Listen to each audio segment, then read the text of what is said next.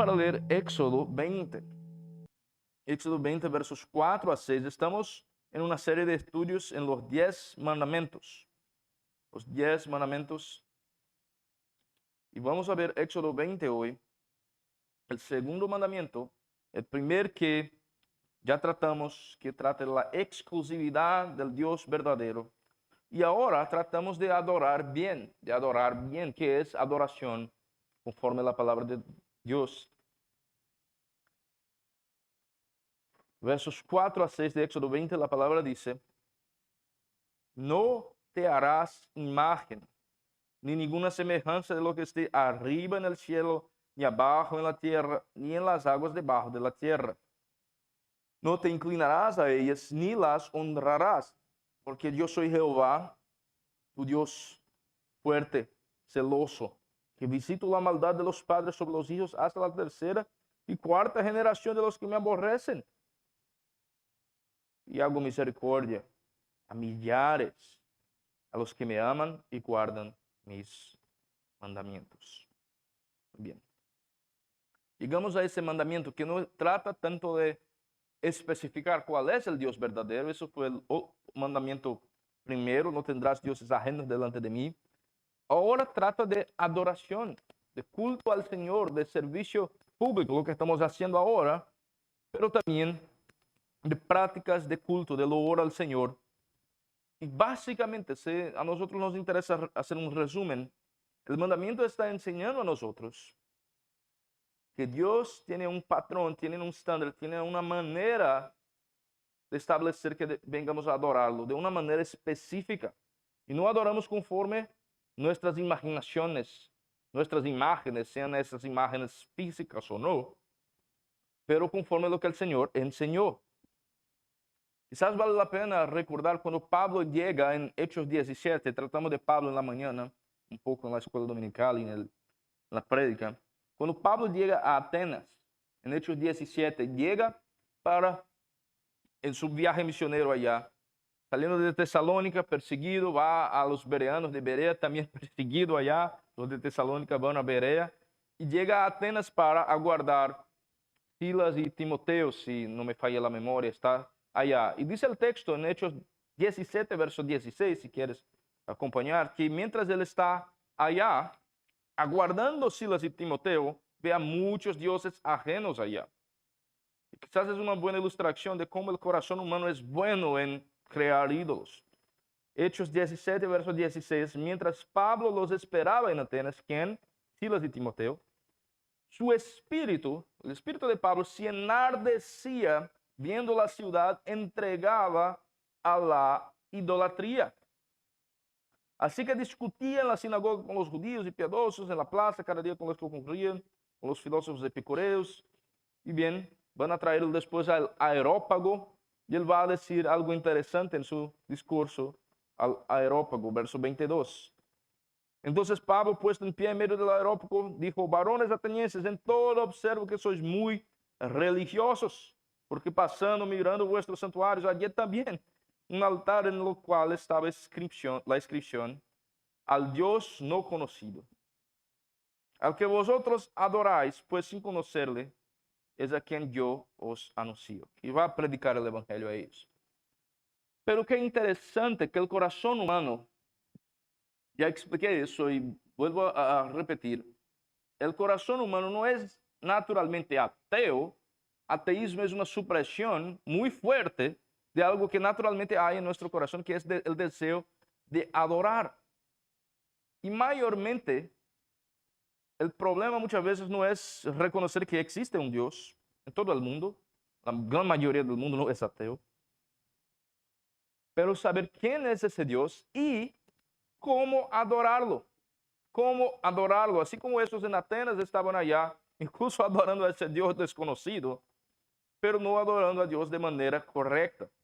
Reconociendo que había otro Dios, pero tratando de poner todos los falsos dioses como que en igual al Dios desconocido.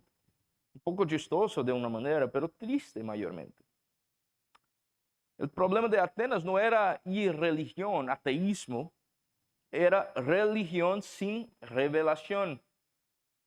El problema de Atenas mayormente fue que ellos tenían conocimiento de la existencia de Dios, pero no le daban gloria como le debía dar, como dice Pablo en Romanos también. Y eso es exactamente lo que el segundo mandamiento confronta aquí. No está dirigido a ateos el mandamiento. Pues bien, no existen ateos. No existen. Es algo que sí fuerza a tener en el corazón, pero es activamente ignorar algo que es parte de la revelación de Dios en todo ser humano, que existe un Dios. Pero el mandamiento confronta aquí el pueblo de Dios. Y la palabra que recibe no es tienes que adorar más o con más fuerza o con más energía, pero debes adorar bien conforme yo he enseñado, la prescripción de Dios. No es adorar más, no es adorar mejor, pero es adorar bien. En este texto aprendimos eso específicamente, que Dios no acepta adoración que nosotros diseñemos, sino acepta solamente la adoración que es conforme su palabra. Muy importante tratar de eso. Dios no acepta adoración que diseñemos de nuestra imaginación, sino acepta solamente la adoración conforme su palabra. Eso es el corazón del segundo mandamiento que vamos a tratar en Éxodo 20, versos 4 a 6, en las prohibiciones, en la revelación, en lo que Dios enfoca para nosotros en su palabra aquí. No te harás imagen de ninguna semejanza. Tiene que ver con el modo de la adoración. Y aquí llegamos.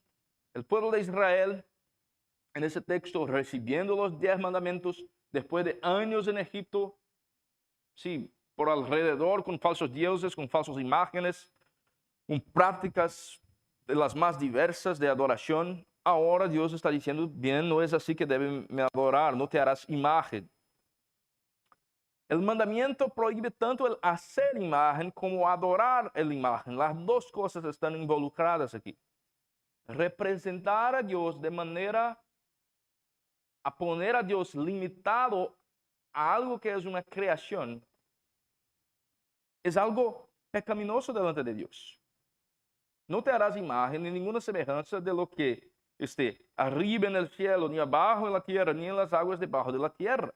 Es una figura del lenguaje que tratamos de decir que es un merisma. Cuando decimos así, no vas ni a los cielos ni al infierno sin mi permiso. ¿Quiere decir que puede ir en cualquier otro lugar en el medio? No, está utilizando una figura de lenguaje que es merisma para decir que los opuestos representan el todo. No debes hacer imagen de nada, ni de aves en los cielos, ni de peces en el mar, en las aguas, ni de animales en la tierra. ¿Quiere eso decir que todos los dibujos de animales ahora están prohibidos? No, pero no debes hacer nada de eso para representar a Dios, como una representación de Dios. Dios no es hechura, Dios no es una creación humana, Dios, es una categoría aparte. No debemos hacer imágenes de Dios como los atenienses tenían tantas imágenes, estatuas, inscripciones, incluso para el Dios desconocido. No debemos hacerlo. La palabra de Dios enseña a nosotros que Dios no puede ser representado de manera física. Y también no debemos inclinarnos a esas imágenes, ni no te inclinarás a ellas, ni las honrarás. ¿Por qué? Porque yo soy Jehová tu Dios. La revelación de Dios, Dios como Él es, quién Él es, no permite que una representación humana de creación nuestra venga a ser Dios visible para nosotros. Bien, hay una manera que Dios se queda visible para nosotros, a una imagen, un dibujo de Dios perfecto que es Cristo Jesús, la revelación, que vamos a tratar de eso después, en el tercer punto, pero no estamos tratando aquí de un mandamiento que reduce a Dios o que permite reducir a Dios, pero que si ya tiene por su posición que Dios es eterno. No es como los ídolos, no es como los ídolos del mundo. Y eso incluye, debo decir, nuestras confesiones, leemos, a veces se estudia con el pastor Zacarías y conmigo también, catecismos de Heidelberg, otras cosas. Eso incluye también Imágenes que muchas veces se hacen de Jesucristo. Jesucristo es la imagen de Dios que Dios ha creado, de hecho. Él es la revelación perfecta de Dios. Pero Dios no dio a nosotros un dibujo de Jesús para utilizar como una imagen para poner en una pantalla o en quizás un cuadro para que vengamos a hacer Padre Nuestros y oraciones vanas delante de eso. Pero la Biblia enseña no hacer imágenes de Dios de manera ninguna. El único que puede hacerlo, que puede revelar Dios plenamente, es el propio Dios, que hizo eso en Jesucristo. Él hizo eso en Jesucristo para nosotros.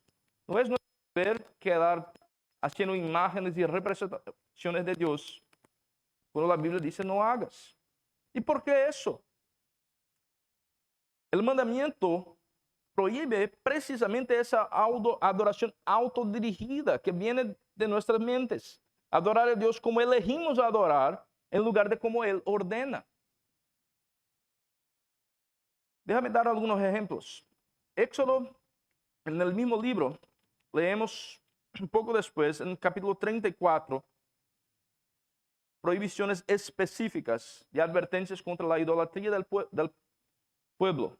Cuando el pueblo va después a ingresar en la tierra prometida, parte de la instrucción es, verso 11 del capítulo 34, guarda lo que yo te mando hoy. Y aquí que yo he hecho de delante de tu presencia al amorreo, al cananeo, al eteo, fereceo, heveo, al jebuseo. Guarda de hacer alianza con los moradores de la tierra, donde has de entrar, para que no sea un tropezadero en medio de ti. Derribaré sus altares, quebraré sus estatuas, cortaré sus imágenes de Aserá, porque no te has de inclinar a ningún otro Dios, pues Jehová, cuyo nombre es celoso, Dios celoso es. Por tanto, no harás alianza con los moradores de aquella tierra, porque fornicarán en pos de sus dioses, ofrecerán sacrificios a sus dioses, te invitarán, comerás de sus sacrificios, o tomarán de sus hijas para tus hijos, fornicando sus hijas en pos de dioses, harán fornicar también a tus hijos en pos de los dioses de ellas, no te harás dioses de fundición. La práctica de adoptar una representación de Dios lleva al pueblo de Dios a adoptar también las prácticas de adoraciones que Dios no permite. Una cosa está conectada a la otra. No se hace una representación de Dios sino para adorar a esa representación. No puedo hacer una representación de Dios que no sea algo para adorar automáticamente. No es exactamente eso que pasó con el episodio del becerro de oro, un poco después de la revelación en Éxodo 20.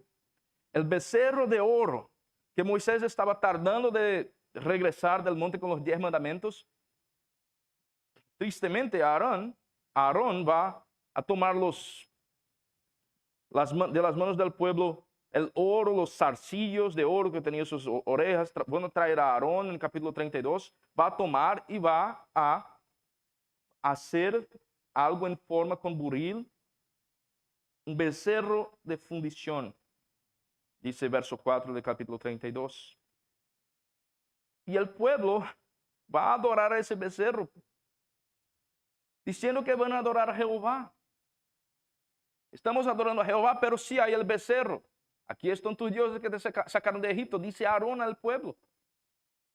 Mayormente, la dificultad y el desafío del pueblo de Dios muchas veces no es decir que no adoren a dioses ajenos o falsos dioses, es decir que están adorando al Dios verdadero mientras están adorando una creación de su mente. No lo que la Biblia enseña a nosotros a adorar a Dios. No como la Biblia enseña a nosotros. Una adoración del Dios verdadero. Que no es conforme a la imagen de manos de hombres. No es conforme la representación humana. Pero es conforme a su propia revelación.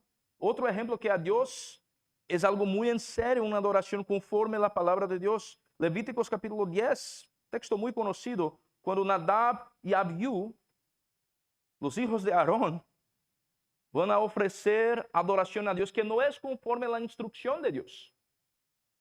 Es el mismo principio del capítulo 2, aunque no es una imagen de ídolo, pero el principio, no del capítulo 2, perdón, del segundo mandamiento, el mismo principio es que no es adoración conforme a la instrucción de Jehová. Van a ofrecer en su incensario fuego extraño. ¿Y qué es que pasa? Nadab y Abiú, hijos de Aarón, tomaron cada uno de su incensario, pusieron ellos fuego, sobre lo cual pusieron incienso, ofrecieron delante de Jehová fuego extraño, que él nunca les mandó, dice el texto. Capítulo 10, verso 1. Y salió fuego de delante de Jehová y los quemó, murieron delante de Jehová. Qué fuerte. Y si continúas a leer el texto, Dios incluso va a decir a Aarón por medio de Moisés: no debes hacer señal de pérdida de sus hijos, de señal de que está sufriendo por sus hijos, pues es el juicio de Dios. Sí podía sufrir en privado, pero como sacerdote en público no iba a poner cenizas, no iba a poner vestes diferentes para indicar eso. Dios hizo juicio en aquellos que estaban adorando no conforme a la instrucción de Dios, pero conforme sus imaginaciones. Y eso es Israel, el pueblo de Dios. Dios toma muy en serio, no acepta cualquier adoración. Él no es como nosotros. El modo como Dios prescribe adoración es importante. Y es muy simple mayormente. Es muy simple mayormente. Muchas veces intentamos hoy en día, no tenemos todas las reglas y detalles del Antiguo Testamento, no tenemos todas las cosas de las sombras, de las figuras del Antiguo Testamento, pero tenemos la palabra, tenemos prédica, tenemos adoración, y muchas veces aún intentamos añadir cosas que son tonterías. Hacer eventos muy grandes con luces, con humo, con rock y con muchas otras cosas, que quizás no son malas en su propio lugar, pero no son un culto, un servicio a Dios. La Biblia enseña a nosotros en el Antiguo y en el Nuevo Testamento, en el Antiguo con más detalles, muchos detalles, pero en el Nuevo Testamento con simplicidad, cómo Dios a Él le gusta adorar. Y al final de cuentas el servicio, el culto es a Dios y no a mí.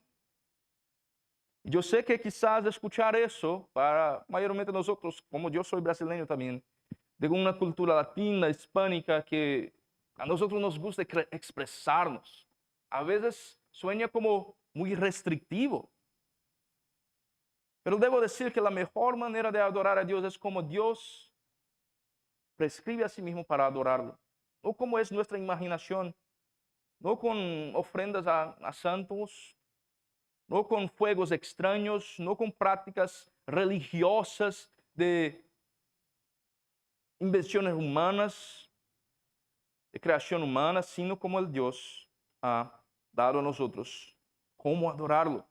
En otras palabras, lo que estoy explicando aquí es lo que fue llamado también por algunas personas el principio regulador del culto, del servicio. Que Dios a Él le gusta adorarlo como Él ha prescrito a nosotros y no como nosotros nos gusta adorarlo conforme nuestros pensamientos.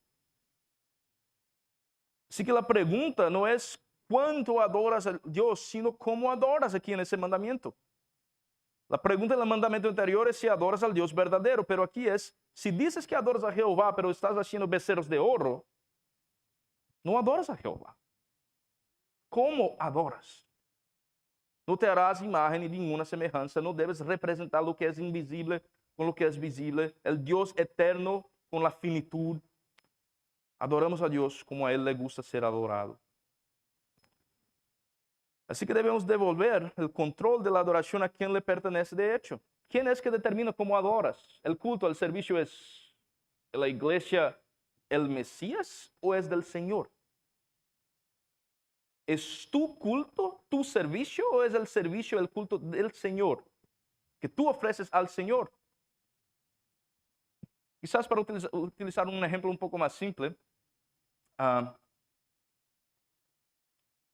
mi esposa, a ella le gusta mucho comer los miudos, entrañas de animales, ¿se dice eso? Así. Y a mí, yo odio eso. Si ella hace un platillo para mí y viene con unas entrañas, miudos de animales, y dice, es para tú, mi amor, come. Yo voy a odiar eso. No voy a comer. Algunos hermanos me ofrecieron, quizás debes comer, tacos cabeza es bueno. Yo me quedo así. No me viene, suena bien la idea de comer un ojo, de comer una oreja, de comer una lengua de un animal así en una tortilla. Me van a decir que es maravilloso, que es rico, pero a mí no me gusta. ¿De qué vale decir, hizo un platillo maravilloso para tú, mi amor, tacos cabeza? Si sabe que a mí no me gusta eso. Bien, utilizando ese ejemplo un poco chistoso, pero si Dios dice, es así que debes adorarme, ¿por qué llegamos con Dios con becerros de oro? Y no con un corazón sincero y verdadero delante de Dios. ¿Y qué es que Dios quiere? ¿Qué es el lado positivo del mandamiento? Déjame utilizar otros textos. Hay muchos textos en el Antiguo y Nuevo Testamento. Pero déjame utilizar. ¿Qué es que Dios quiere de nosotros entonces? Deuteronomio capítulo 6, verso 4. El Shema.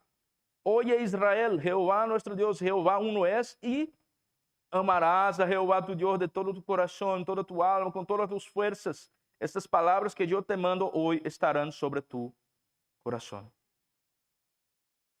Sí, las repetirás a tu hijo en camino.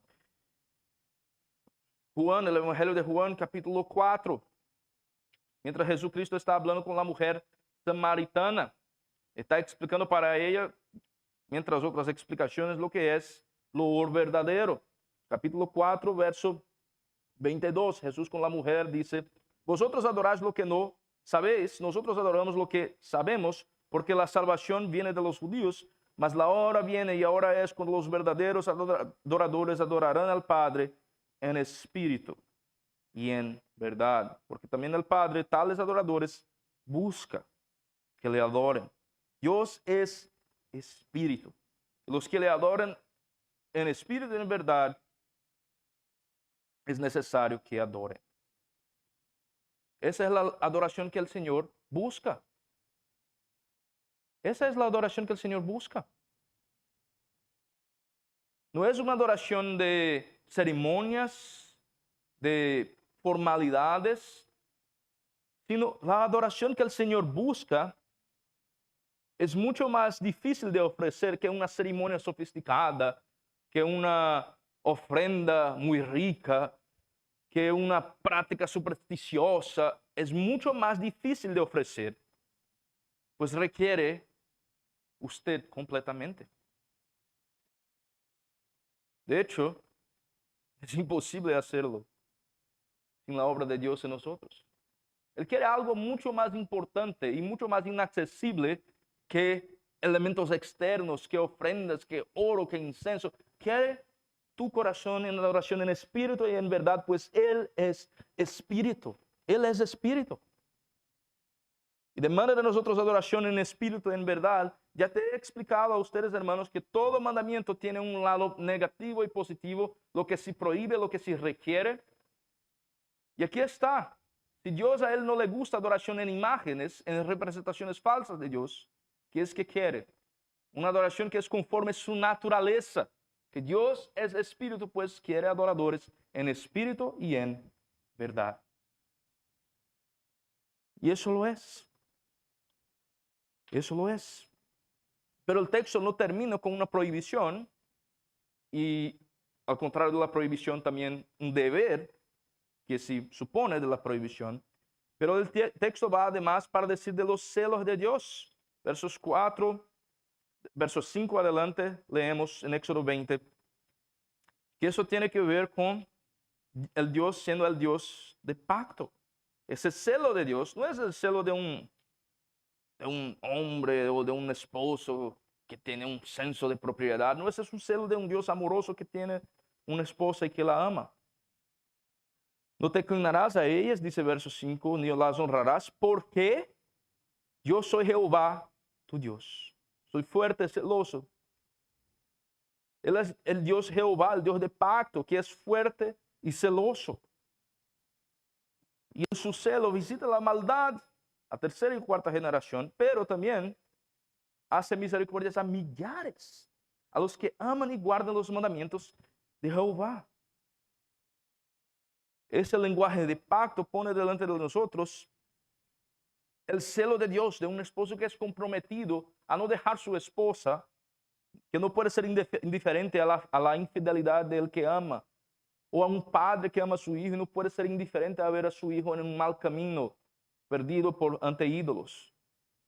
Él va a buscar. Él va a confrontar nuestras falsas adoraciones, nuestro modo incorrecto de adorar. Y en su celo amoroso va, como dice Salmo 23, al final del Salmo 23, bondad y misericordia me seguirán, la palabra en hebreo, me perseguirán. El Dios que persigue en su celo sus amados. Y lo hace pues, tiene interés en revelarse a sí mismo como es, y eso solamente pasa por medio de una adoración que refleja su carácter. Él es espíritu, es el Dios de verdad. Debemos adorarlo en espíritu y en verdad, pero juicio va a caer sobre los que aborrecen a Dios. Él promete eso en el texto. Tercera y cuarta generación. Falsa adoración no viene sin consecuencias. Adorar a Dios conforme nuestras imaginaciones no viene sin consecuencia. Hay consecuencias. Alejarnos de Dios, crear falsos dioses en nuestras mentes. Salmo 115 que leemos. Los dioses de las naciones no tiene ojos, pero no ve en todo eso. ¿Qué pasa después? Quédense como ellos, como los ídolos, todos los que adoran. ¿Qué pasa con los que adoran a ídolos falsos? Ellos se cambian a la semejanza de sus ídolos.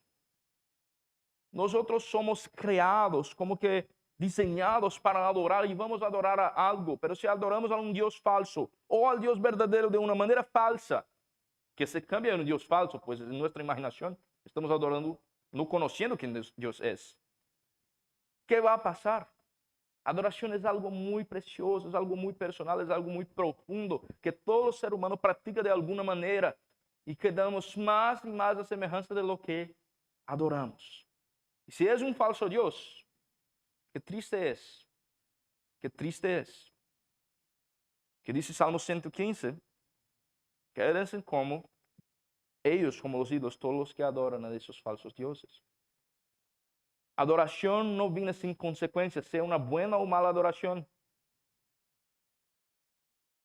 Quedamos más y más a la semejanza de lo que adoramos.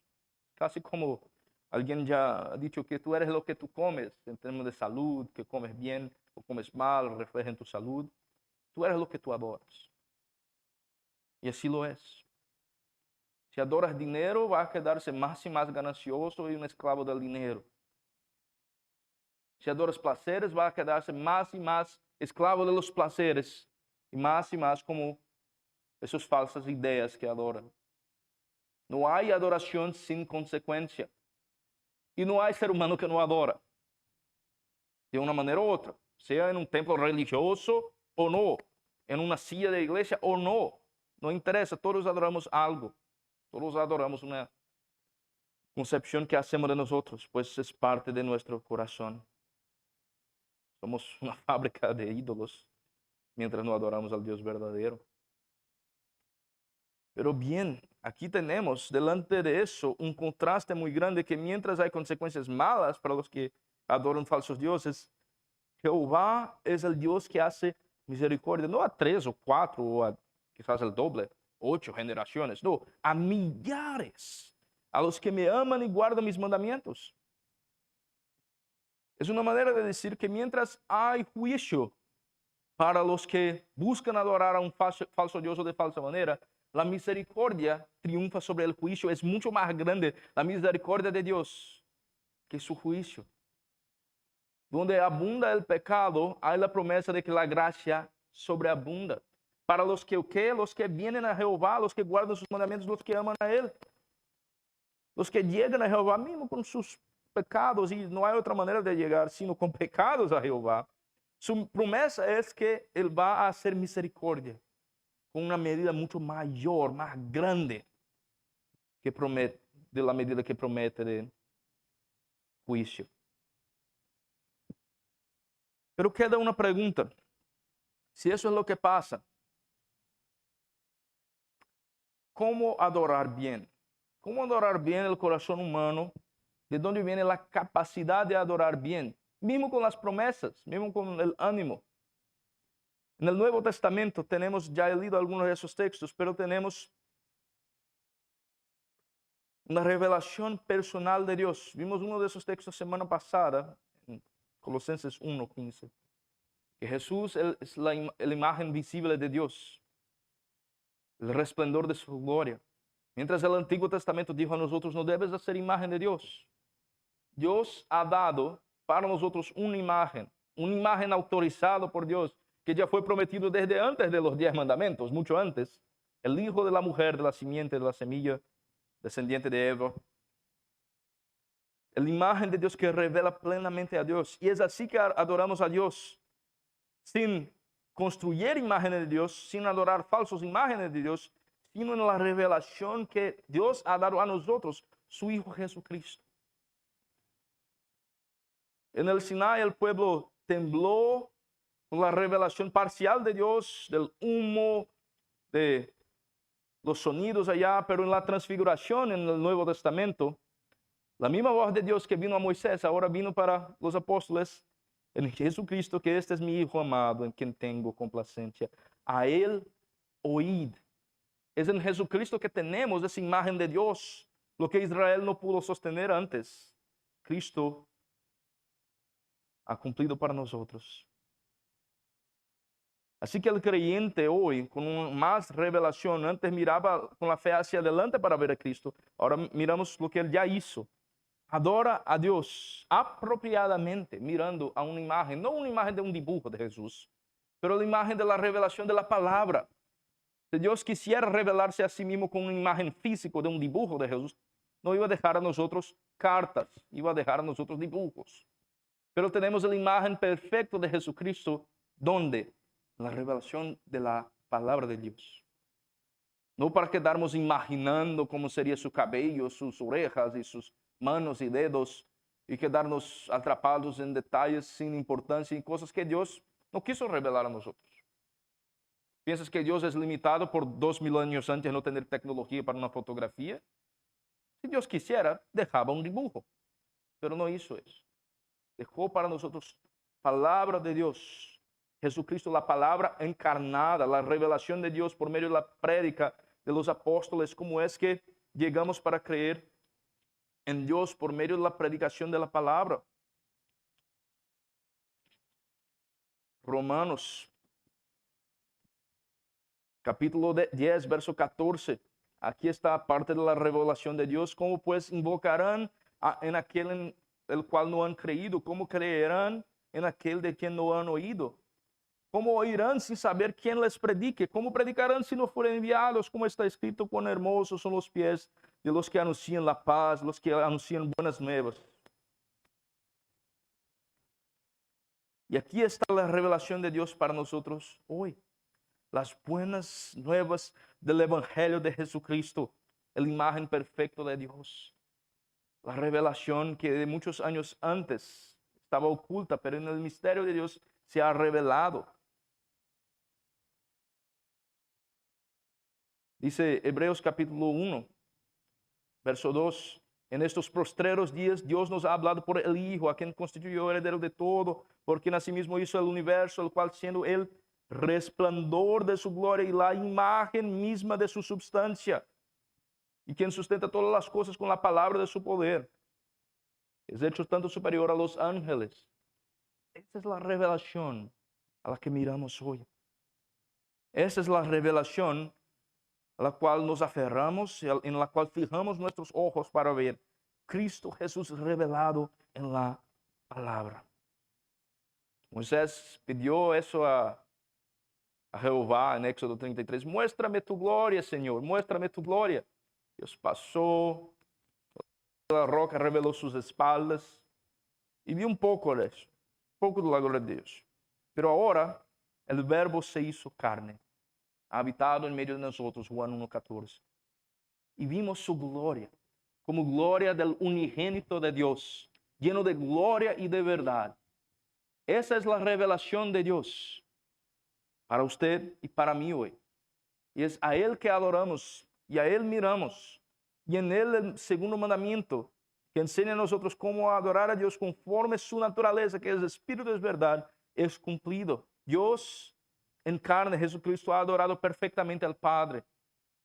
pagado por nuestros pecados de idolatría que tenemos frecuentemente, y ahora nos hace capaces de tener obediencia verdadera a ese mandamiento, con fe, de confiar que no vamos a ser imagen de Dios, pero mismo si hacemos, mismo si pecamos, tenemos a Jesucristo, nuestro abogado fiel, para llegar a Él, decir, Señor Jesús, perdóname por más una imagen, por más una hechura, por más una comprensión errada de tu revelación, pero estoy aquí para adorarlo en espíritu y en verdad. Ayúdame.